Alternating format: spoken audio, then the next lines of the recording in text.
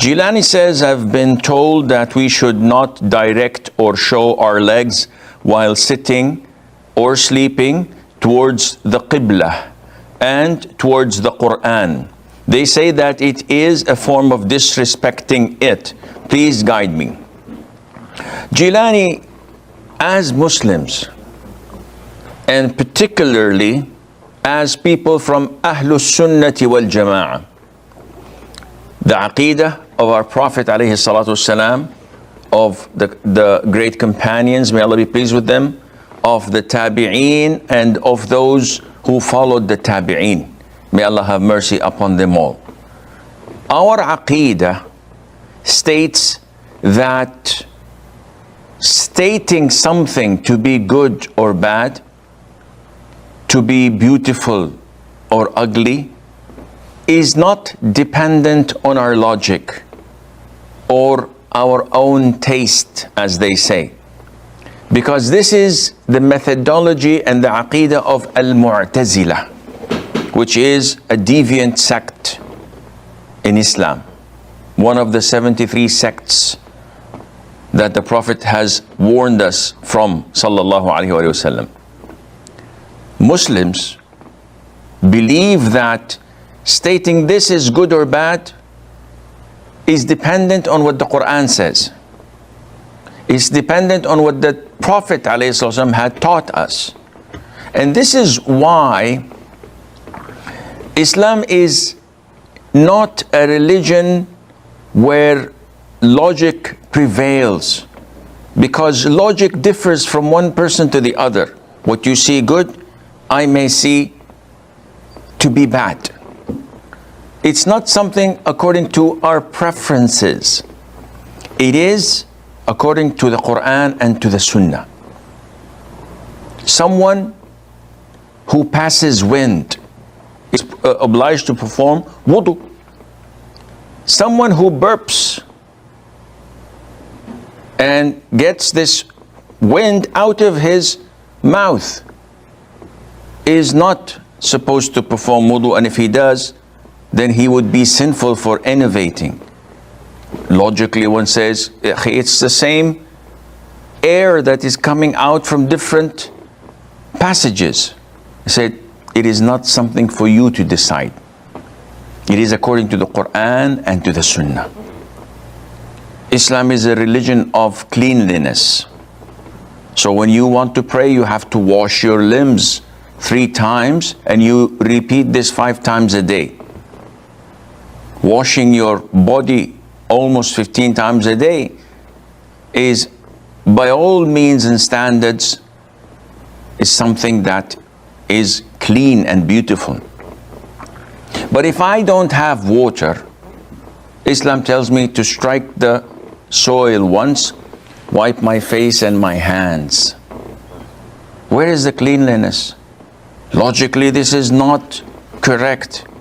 Logically is not related to Islam in such aspects, because it is a religion of submission, not of I will not do what you tell me to do until I believe, until I am convinced that it is logical. No, a'udhu billah. This is the methodology of Satan, of Iblis.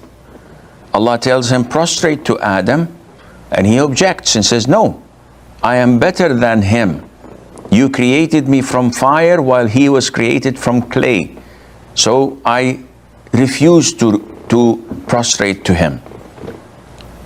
So again, Jilani, when we come to an issue as such, which is always prevalent in masjids, when people recite the Qur'an, they put their backs to the wall and they extend their feet.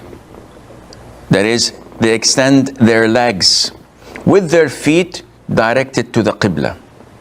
And maybe their feet is directed to a place where the Qur'an is put there and collected. The elders usually come and scold him. You're not supposed to do this. This is disrespectful. This is haram. If your parents were in front of you, would you have done this? If your elders were there, would you put your feet like this? And they give a lot of examples and explanations. With all due respect, again, we have to go to the Qur'an and to the Sunnah. Is there anything that states or indicates that it is not permissible? Not at all. Is there anything that insinuates that it is not recommended, it's disliked, it's makruh? Not at all. So what to do? Generally speaking, if you're sleeping, the sunnah is to sleep on your right hand side while facing the Qibla. But if you don't do that and you decide to sleep with your feet towards the Qibla, this is totally permissible. Because in order for me to say that this is disliked, in this case I have to provide the evidence from the Qur'an and the Sunnah. Stating that it is simply disrespectful or that you would not have done the same thing with your parents is not an evidence. There are so many things I would not do in front of my parents which I would probably do elsewhere. For example, if I am going around the Kaaba, the sunnah is to leave the Kaaba to my left, not to face it. So if my father is speaking to me and I give him my side and I don't face him, this is disrespectful.